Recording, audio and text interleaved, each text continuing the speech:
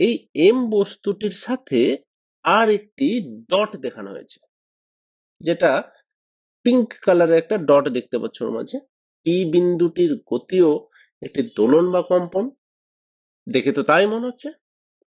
এবার আমরা এটা টপ ভিউ দেখি, মানে উপর থেকে যদি আমরা লক্ষ্য করি, এখন দেখবে এই যে পিঙ্ক বিন্দু যেটা পি দিয়ে চিহ্নিত করা হয়েছে, এর গতিপথ বৃত্তাকার।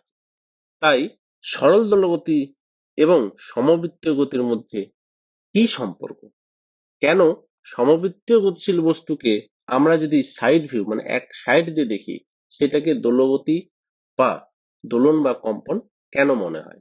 এই দোলন কম্পন সরল কিনা, অর্থাৎ সরল দোলগতি কিনা, এই পি বিন্দু যে বৃত্ত বরাবর গতিশীল, সেই বৃত্তের একটি ব্যাস যেটা এই এম বিন্দু গতিপথ বরাবর এখানে এ ও বি দ্বারা চিহ্নিত করা হয়েছে, এই ব্যাসের উপরে একটি লম্ব অঙ্কন করি, তাহলে সেই লম্বের পাদবিন্দুটি হলো এম।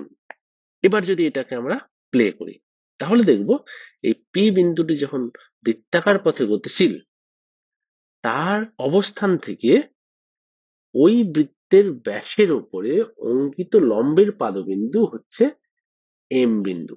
বলতে পারি যে এখানে ত্বরণ সরণের সমানুপাতিক, একই সময়ে বিপরীতমুখী।